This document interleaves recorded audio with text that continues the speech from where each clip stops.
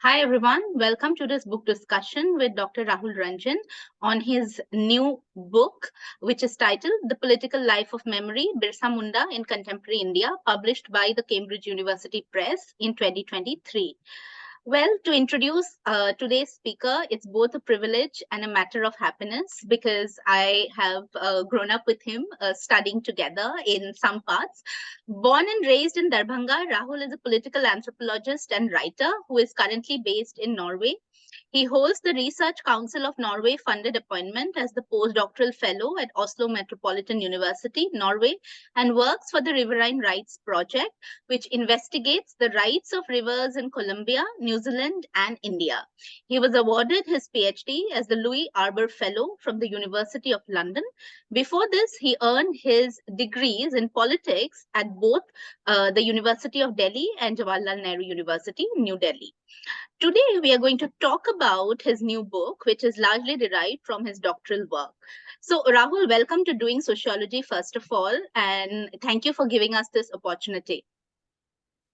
Thank you, Rituparna, and thanks, Dipali, for inviting me. I feel deeply privileged, but also slightly nervous to be part of this conversation. And I really look forward to the discussion today. Yes. Right. So let's begin with this understanding of the context in which you write the book. So if you could talk a little bit about that.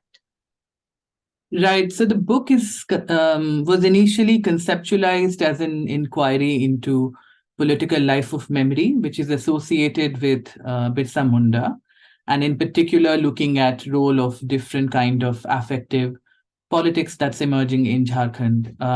So the book specifically is written in context of emergent form of what we call as memory politics. It started with a discussion on Birsa Munda, who was a 19th century canon for some of the listeners who may not know, who staged a rebellion against the British Raj at the end of 19th century in what was then called Chota Nagpur and is now part of Jharkhand in eastern India. And I was interested in understanding how something which was part of a 19th century history hold relevance in contemporary Jharkhand, and especially within broader context of Adivasi and non-Adivasi struggle, where often we see the use of Birsa often more as a metaphor than simply as a canon, idealized in forms of passive objects. So I was interested in knowing what relevance do Birsa Munda hold in today based on his movement in 19th century. Right. Rahul, it's, in your book, the way you look at history is actually very interesting. You write that history, you see it as an image of the past. So very curious to know, why is this approach to history significant in this particular context? Great question. I think it started more as a frustration to realize that there was no way in which you could have recovered some of these really maverick icons such as Birsa Munda from the confines of history to explain what has been unfolding in political processes today. So during my MPhil, which was on Land Acquisition Act, I did extensive study in peri-urban area of Ranchi in Jharkhand. And I found out that there was a acute sense of awareness about Birsa's past, which was also at the same time put in practice in terms of how he was mobilized by these different Adivasi groups in staking claims. It really prompted me to think through some of the literature. So there's a huge body of writing, primarily by historians, but also when it comes to Birsa Munda, Kumar Suresh Singh's magisterial work on Birsa Munda, which was initially published as a dust storm and later become part of his PhD at SOAS at University of London. And while I was doing what we call as literature review for my PhD doctoral research, I found out that it's important as a scholar for me to objectively recover some of the potential of political processes and action that were unfolding in 19th century and try and tie it to what's unfolding in contemporary Jharkhand. And I got interested in dovetailing those kind of useful, oeuvre of literature that historians and some of the anthropologists have produced, to explain some of the things today.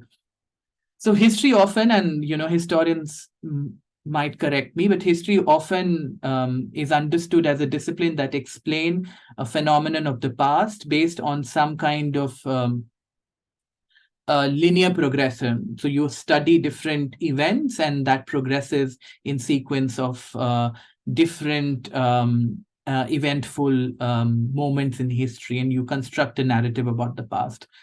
Whereas I was interested more in memory politics, and therefore I use history as a way to provide evidences and locate the movement, especially Birsa movement. And if you look at the book, I think it's structured in three different contexts. So you have the broader context of introduction and theoretical framework. Then you have a chapter which is on historical memory, and that's based largely on extensive archival research that I did at British Library, and then at CMS, which is the Central Mission Society Record, which was actually very useful to situate the historical importance, but also role of different stakeholders within the movement, such as missionaries, and try and understand that. But I use all of that material, which is very useful, to explain something that's unfolding today. Right. And you talk about memory politics. What is memory politics, Rahul? And could you talk about its significance? Yeah, thanks for the question. I think so. Memory politics has very clear origins in Europe, especially within Germany. Some of the canonical literature on memory studies actually come from writings on Holocaust in Europe. And it was more of a response towards the grotesque past of Germany. But later on, it had gone on to become a framework that was widely used and continues to remain very relevant in different contexts. So, for instance, one way to explain what is memory politics is that how do people experience certain historical event at an individual and collective level? So, as a community within a certain spatial temporal formation in 19th century, how did a group of Adivasi experience the historical encounter, which in many ways are different from those who were not Adivasis themselves? So memory studies give you a new register to look at historical formation, and in that process, you use different material instead of relying largely just on official accounts to reconstruct the event. So, for instance, in South Asian context, memory study has been widely used as a framework by really great work of Urvashi Butalia, Gyanendra Pandey, and a lot of these studies are associated with partition. While these studies are very useful in some way, I was also interested in what happens to memory when it's formed and mobilized on an everyday basis. So in the book, I explain the significance of memory studies by tracing the everydayness, everyday forms of political mobilization, everyday forms of laying claims in state-making processes, everyday mobilization of inter-community dialogue about Birsa's past, but largely about how often memory has a very textured understanding. It provides a very textured understanding about our past and gives a different entry point and register to personalized accounts of history, which is often linear, whereas memory is more flat, it's personalized, it's individual and collective, and therefore memory in some sense is an image of the past, and it's not history of the past. Right. So your book is about Birsa Munda, and we are talking about memory politics. So what is the significance of Birsa Munda in the memory politics in the context of Jharkhand?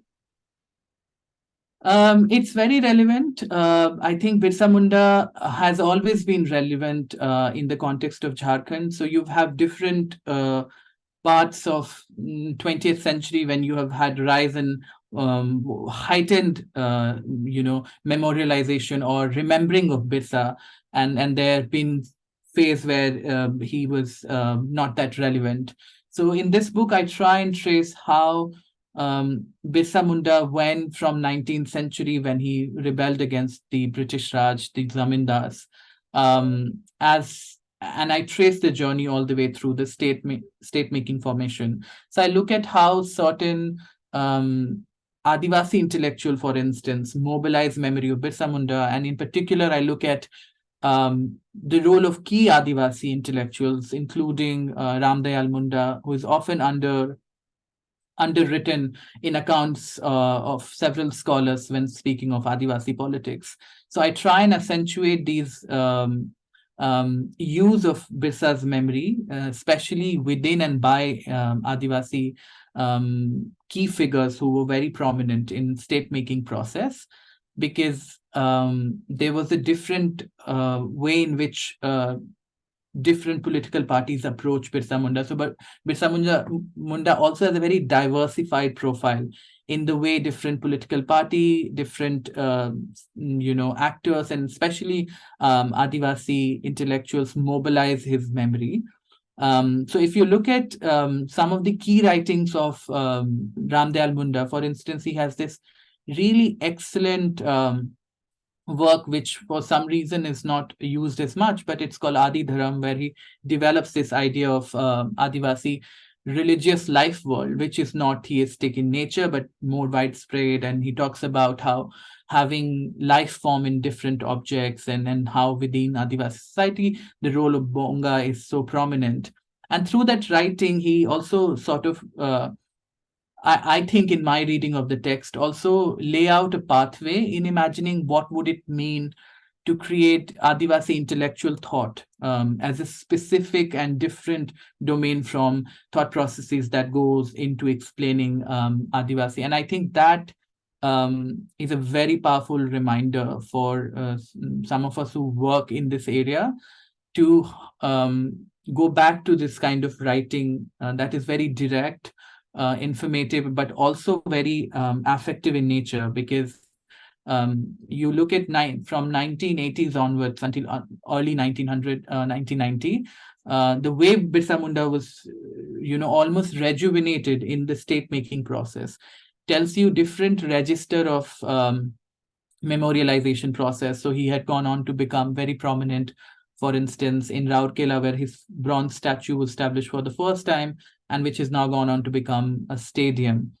So these complex process of, Birsa Munda as a key figure who keep emerging within political space across Jharkhand, but also at a national level, tells you that the relevance is perhaps not only because he was prominent within a historical register of 19th century, but also ways in which that rebellion inspire everyday resistance movement today. So in that sense, he transcend historical fixation in time frozen often into metaphor, which symbolizes Adivasi ongoing struggles, which remain more or less similar, and in fact intensified in various contexts.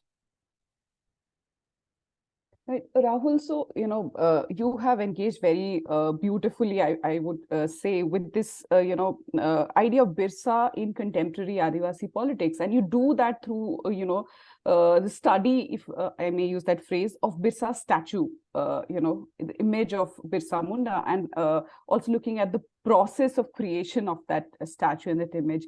So could you share a little bit about it and why that process of making that statue, or how that process is important?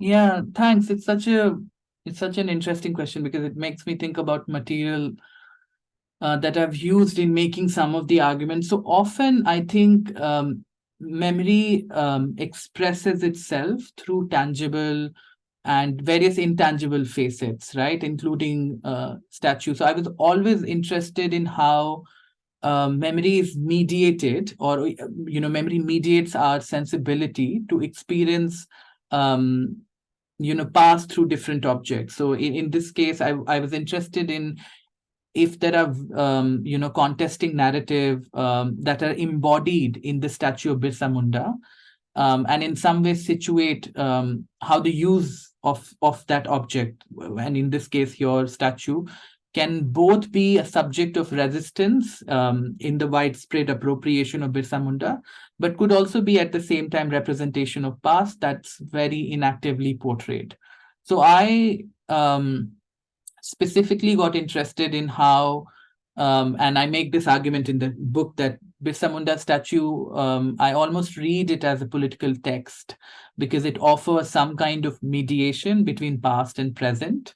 And so on one level, it is the material object, which is the statue, that negotiates with the historical process, and that only captures one specific version of the subject, which is Birsa Munda. So, in other words, to put it simply, that's often we think of these statues as passive objects of consumption. So we go through different streets at different crossroads, meet different kinds of statue, and often think of it as a passive object of aesthetic display. And I was interested in why Birsa Munda statue had emerged across different places, especially in Jharkhand, and what might that do in order to negotiate our understanding of past and present, And in that process, I thought, in several places, the statue have actually appear as a political text in the way that it negotiate and variously also constitute spaces of remembrance. So I'll give you an example to illustrate why this is important and what might make me think about it more broadly. So while I was doing my fieldwork in Ranchi, I had come across Sudesh Mehto, who is one of the key characters in the text. And he had an ambitious plan of drawing out funds, support from Adivasi and people in Jharkhand in general to build what he was envisioning as a statue of a grand scale, and perhaps in competition to another statue that we know now exists in Gujarat. So I was really interested that why, as and I have very strong, you can say, understanding of what it means as a non-Adivasi to be doing and thinking about landscape that captures historical past of Adivasi. So I was interested in as what really prompted him to design or think of designing a statue, because I wanted to contest that sort of worldview of making built environment about a historical figure in the state, as opposed to those who ordinary Adivasis live in the village and the kind of meaning that they might make of the same object. And he had promised to build what was going to be a very big statue. And in his interview, there are several standpoints that is useful to illustrate. But one of the key points that he wanted to say was that he wanted to use a statue as a way of explaining the past to people. And I was really prompted to follow up with questions. And in the sequence, I realized that that sort of idea of using statue as a political statement was very limited in a way that was very electoral. It served a very functional objective in his political understanding, and it wasn't tied so much as to ongoing Jal Jangal Jameen Adhikar Andolan across India, but specifically in Jharkhand.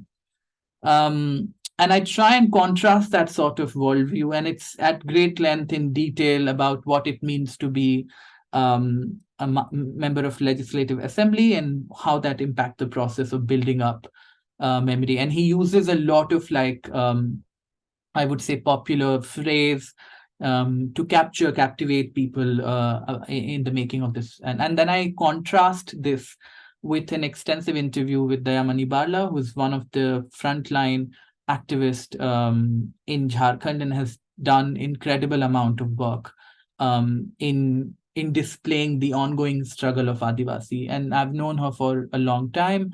She's a very committed, ethical activist.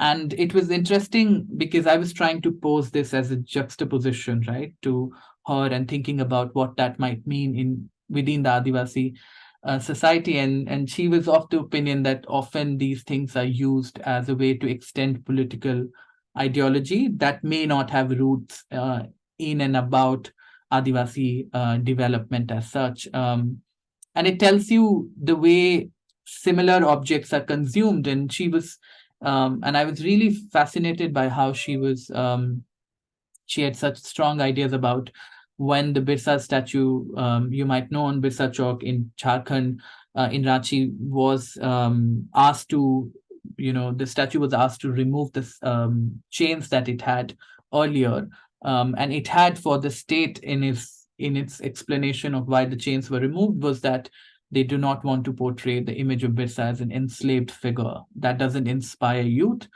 Whereas number of Adivasis, including civil society member, but also Dayamani were of the opinion that those chains symbolizes the spirit for, Abu Addisum Abu Haraj, which is my village, my rule, and that kind of spirit of resistance against ever expanding extractivist networks in Jharkhand. So I feel that statue is not merely a passive object of display. It almost functions like a political text. We've spoken about statues, but how do you locate Samadhi stalls in the culture and politics of the state? Right. I think it was an interesting way in which I came to Samadhi. So often, and conceptually speaking, process of remembrance has different key component. So I wanted to trace, as opposed, let's say, built environment such as statue, which signify a certain kind of memorialization process. What happens in process of remembrance when it's commemoration? So I look at commemoration as an act that personalizes the grand physical object, which plays significant role in shaping public memory. So these are objects that are laid out often in different parts of the city and are used as a way to personalize that object, informing significant memory associated sometimes with an event, and most often with an individual. I also feel that commemoration, it is often performed for major events and for a deceased person who have made a remarkable impression on our historical register. It creates a rendering of specific historical impression on history. Commemoration, it effectively draws out people from collective and individual memory through a set of rituals and practices that involved in absorbing and remembering the dead. And in that sense, commemoration of any scale becomes an affective site. So it provides people certain degree of relevance to identify with. In case of Samadhi Sthal in Ranchi, it's interesting because Birsa's Samadhi Sthal could be thought, would have gone in different ways and could have been built around through and primarily in participation with Adivasis, which necessarily did not happen. And interestingly, I also got in massively drawn to, because during my archival research, I read extensive notes that was carried out specifically by John Baptist Hoffman. And Hoffman is someone who's done canonical work. He was a missionary himself and has produced 11 volumes of what we know as Mundarika, and without which I think so much of knowledge would have not been available in terms of written record. And I think it's also a point I should say how the motivation of writing this book also came from the fact that there is, more broadly speaking, a conceptual difference between Dalit historiography and Adivasi historiography. And I'm not the first person to make this claim that within Dalit historiography, there was a concerted effort by Dalit intellectuals from early on as early 19th century to evidence themselves, to write and document experiences, to produce books and mass movement towards forming an archive. Whereas if you look at Adivasi historiography, you would often have to chase official accounts. So you either look at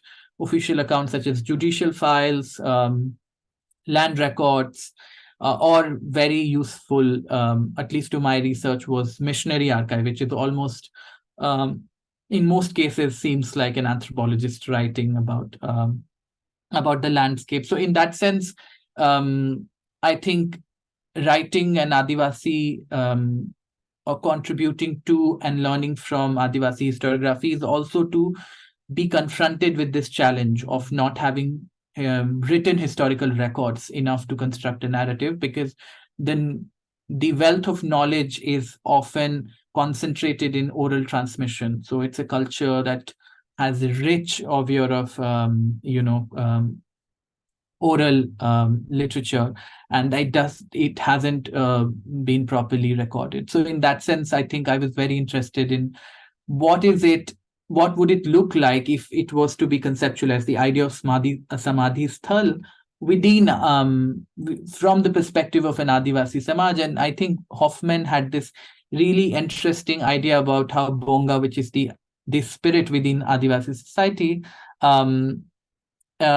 is often conceived as a wielding influence for good or evil over men and their affair. And I just wanted to, sort of like read one excerpt where Hoffman, while he was talking about specification, is generic names of places in which different various spirits are named, and he talks about how, for instance, you use Buru Bonga for mountain spirit. You use Ikir Bonga for the spirit of the tank or pond. You use Orabog Ke, which is the dwelling spirit in the dwelling of the human's house.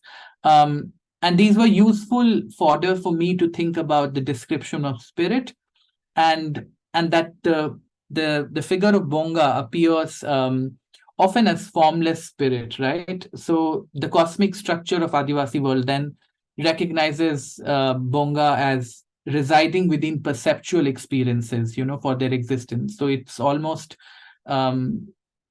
very perceptual in nature, and to illustrate that, Hoffman has noted, and I'll just quote him. According to Munda, sense perception is the only bar between us from them. Bongas are those living beings which, though firmly believed in and existing and influencing us for good or evil, can neither be seen nor heard or be perceived. Through fluttering about everything they are so far, a sense perception goes as just they were not, unquote. And I think it gives you a remarkable idea about how concretizing all of this knowledge, this formless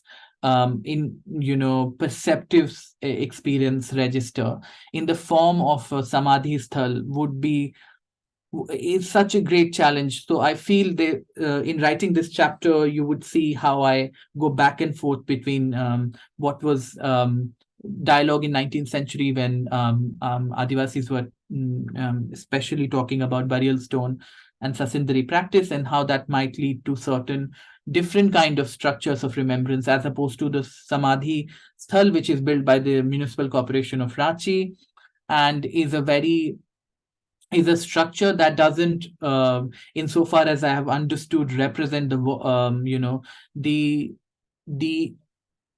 Adivasi worldview of what it might look like to have, and if there is any possibility to have Samadhi Sthal as part of, Adivasi structures of remembrance. So I feel that chapter gives you a broader discussion on how often these sites of commemoration it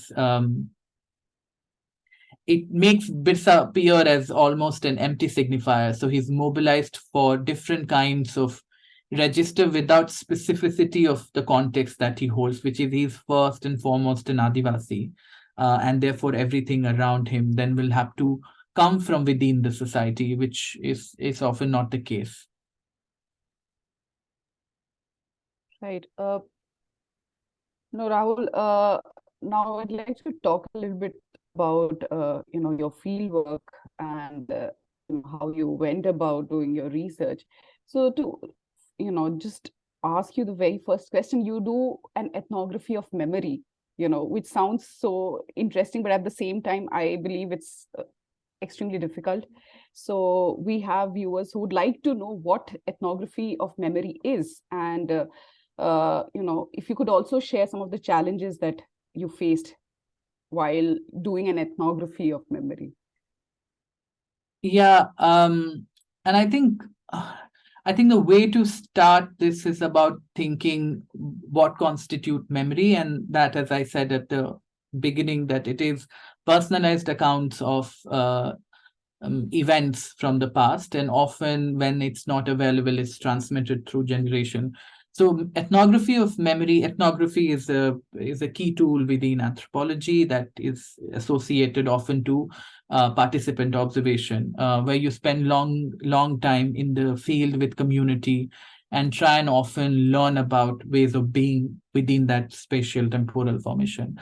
So ethnography of memory then is an attempt in trying to understand what would it mean to look like if we were to capture these personalization of big events from the past within a community that uses different mnemonic tools through which they remember about events. So ethnography of memory in that sense was an attempt at looking at different mnemonic tools that are present within the community, but also tools that are used in order to contest various kinds of memorial practices, such as statue and samadhi, that might come from different context.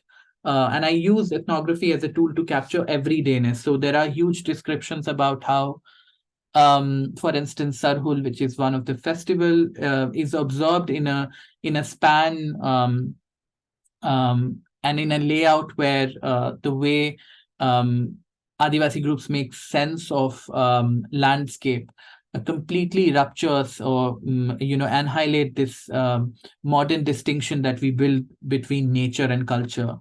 So I use ethnography of memory in this context to primarily understand ways in which different Adivasi communities, so Birsites and other Adivasis in this context, personalizes the movement of Birsa Munda and what are the tools they use in order to remember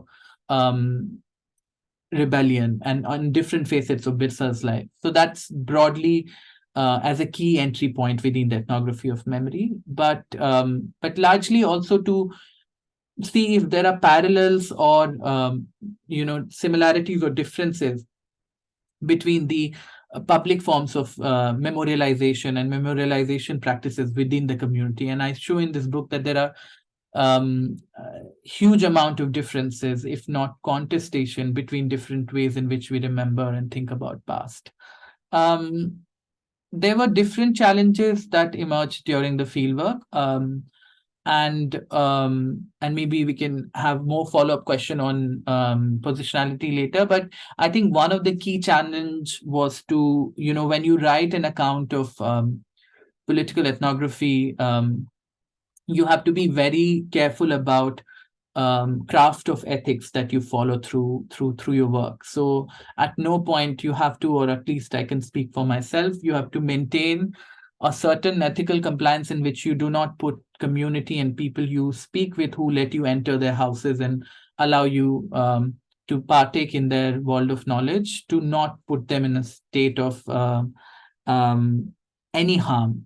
So that I think is quite unavoidable in cases where contexts are deeply political. So for instance, I did my fieldwork in Kuti and during Pathalgiri incident, and Pathalgiri was heightened at the time when I was doing my fieldwork.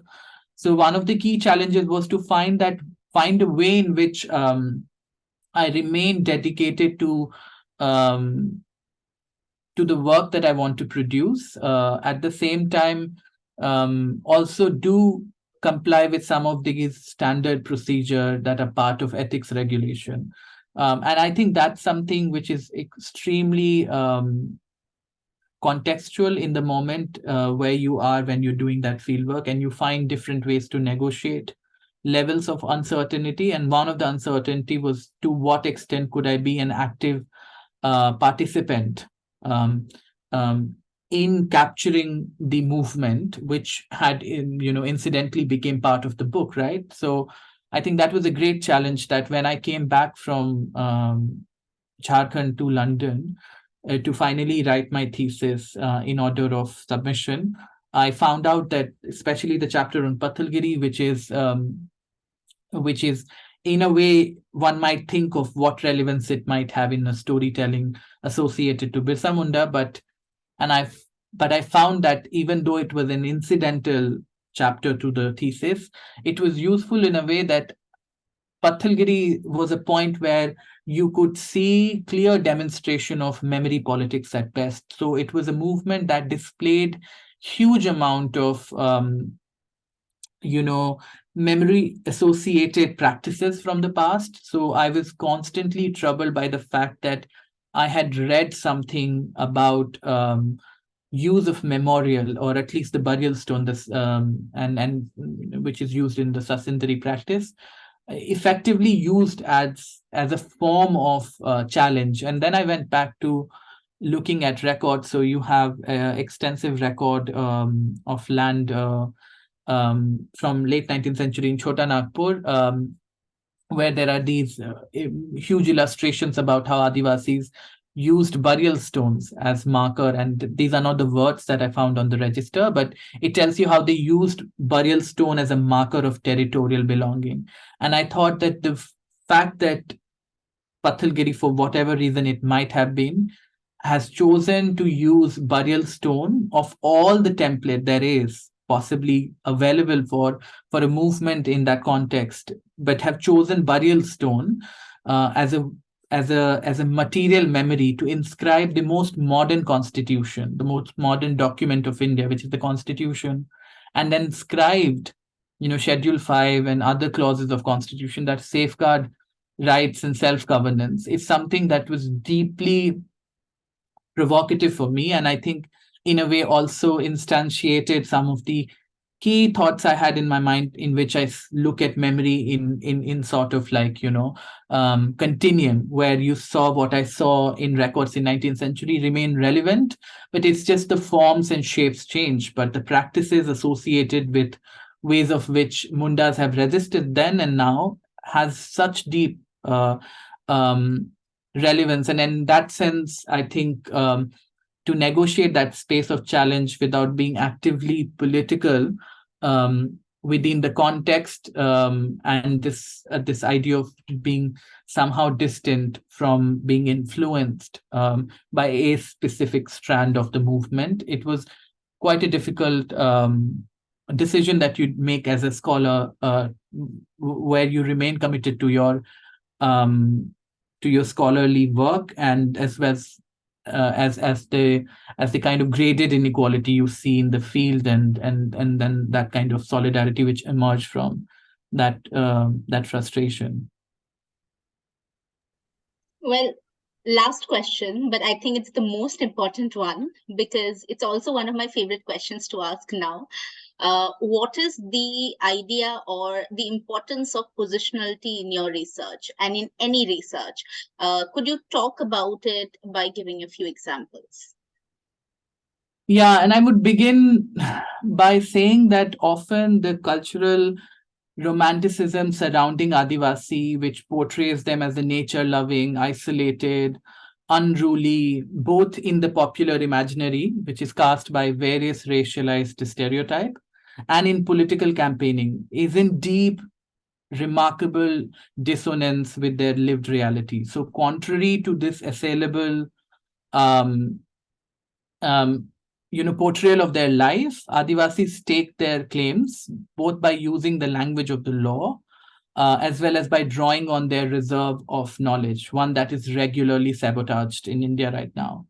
And in process of staking that claim, they often flatten the most primal thrust of Indian modernity project, which is sustained on the projection of their backwardness. So my motivation behind writing this book then therefore stemmed from meeting with and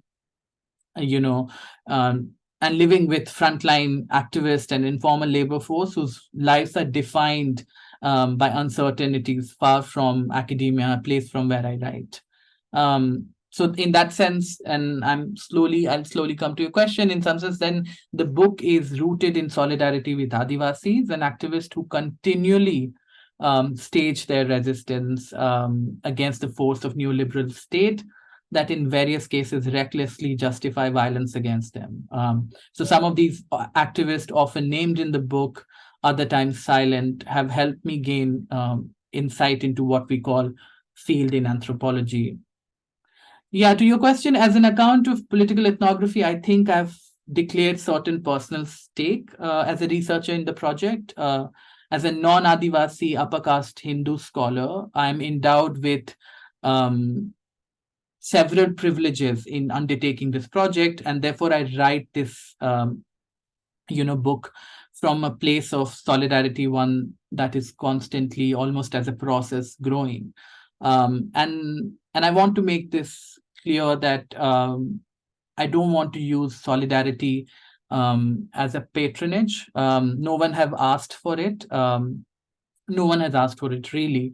I extend it often as a way of submission to learn and listen to Adivasi, to be able to speak with, not for them, to be able to write alongside, not on them. And I think this comes from the some form of sedimented frustration I've had with literature I've read over many years on and so-called Adivasi study, where it is often non-Adivasi filling the voices in the register, in the register of explaining ongoing problems. So most importantly, then for me, as someone who is able to speak with and not for them, I feel the people who speak most loudly and most clearly in this book are participant, and in that sense not respondent, in order to resist the passive and docile ascription used by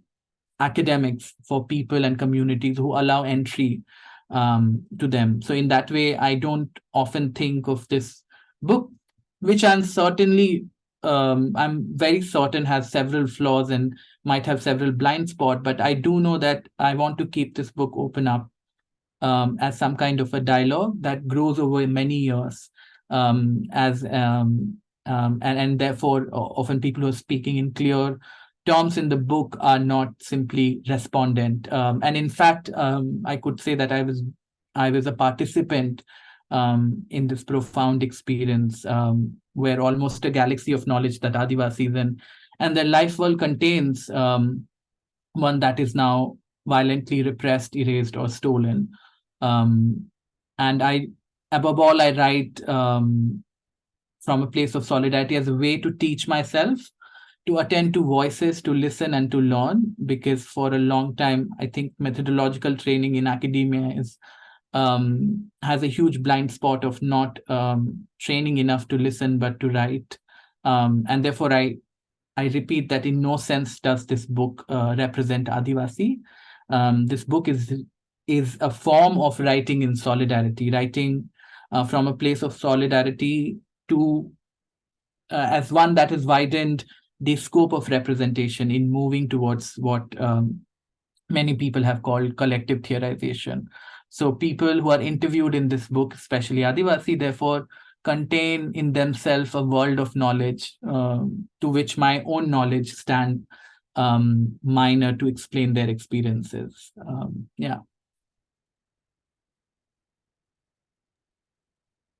Rahul, before we end, we'd like to hear like a few lines from your book, if you'd like to read a little bit. Yes, for us. I have. Thank you for giving me that opportunity.